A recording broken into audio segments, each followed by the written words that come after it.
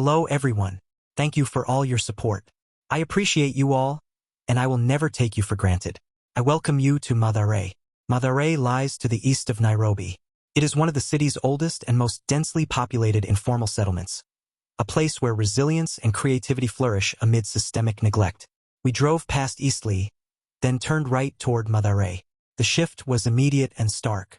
Poverty here isn't just visible, it's visceral. This is survival of the fittest. People moved with purpose, yet many wore expressions of exhaustion, as if life had taken a toll too heavy to bear. It was 11 a.m., and some individuals appeared dazed, perhaps numbed by substances meant to dull the pain of daily hardship. Who could blame them? Staying sane in this environment must be a daily battle. Paul, our driver, remarked that things are getting worse. The poverty in Mathare is unlike what I've seen in Philadelphia. In Philly, some people drift into hardship through peer pressure, and for others it's a choice. But in poverty is inherited. Illiteracy is widespread, and escaping this cycle demands extraordinary effort. One must work 100 times harder just to break free. When I look at the people here, I see trauma. Deep emotional scars etched into faces that have weathered too much. The constant struggle for food, safety, and dignity weighs heavily on their psychological well-being. Politicians visit Mathare perhaps once every 4 years, when votes are needed. They arrive with empty promises, exploiting the vulnerability of poor, illiterate residents who are easily deceived by polished suits and rehearsed speeches.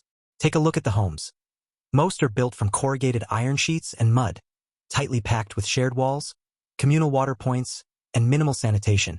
These structures are informal, fragile, and offer little protection from the elements.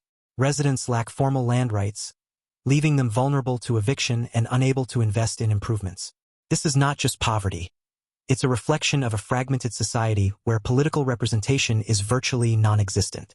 And you know how Kenya has been making noise about banning plastic bags, issuing directives, running campaigns, and whatnot? Well, walk through Mathare and you'll see a different reality. Plastic bags are everywhere. I passed a garbage site overflowing with them, tangled, torn, and strewn across the ground like confetti from a forgotten celebration. Curious, I asked my tour guide why there were so many plastic bags here, despite the national ban. He looked at me, shrugged, and said, "Police are afraid to come to this area." That one sentence said it all. Enforcement doesn't reach Mathare, not because the laws don't exist, but because the state itself is absent. Where fear governs, policy collapses. And where neglect reigns, plastic becomes the least of anyone's worries. Still, I saw a school. Paul mentioned the Mathare Foundation, a local nonprofit empowering youth through sports, arts, and education.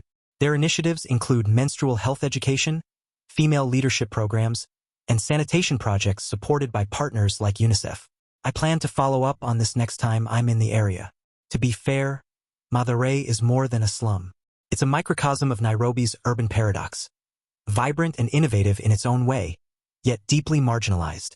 I hope that one day, Mathare becomes a place where mothers become teachers, youth become leaders, and communities build futures from scarcity. So why is Mathare sinking? Mathare's challenges are layered, rooted in historical neglect, worsened by climate shocks, and sustained by systemic exclusion. In April 2024, catastrophic rains caused the Nairobi River to burst its banks, submerging homes and displacing families. Some residents remain unaccounted for. Poor drainage and solid waste dumping into the river have led to frequent overflows, especially during El Niño seasons. Mathare's hilly terrain increases the risk of deadly landslides during heavy rains. Sanitation and health risks are acute. Many homes lack proper toilets, contributing to outbreaks of cholera, typhoid, and bilharzia. Access to formal healthcare is minimal, clinics are overcrowded, and qualified professionals are few. As far as I know, the President of Kenya has no progressive plan for Mathare. Education levels are low. Most residents rely on informal jobs, waste picking, vending, casual labor with no social protections. Youth unemployment is high, fueling cycles of poverty and vulnerability to crime or exploitation. Is there resistance from within? Mathare's story is one of systemic abandonment, but also of fierce community-led resistance. From cleanup drives to youth-led advocacy, residents are not waiting for saviors. They're building solutions from within. I believe Mathare's challenges demand more than patchwork fixes. They require bold, community-rooted, and systemic interventions. First, Mathare should be declared a Special Planning Area, SPA. Inspired by the success of Mukuru's SPA, this designation would compel Nairobi City County to develop integrated infrastructure plans, covering sanitation, housing, roads, and drainage. It worked in Mukuru, can work in Mathare. This shift from informal to formally planned would unlock public investment and enforce accountability. Just my thoughts. If you happen to travel to Kenya, I trust you do have a lot to check out. Please share the video. And once again, thank you very much for your loyalty. Catch you soon.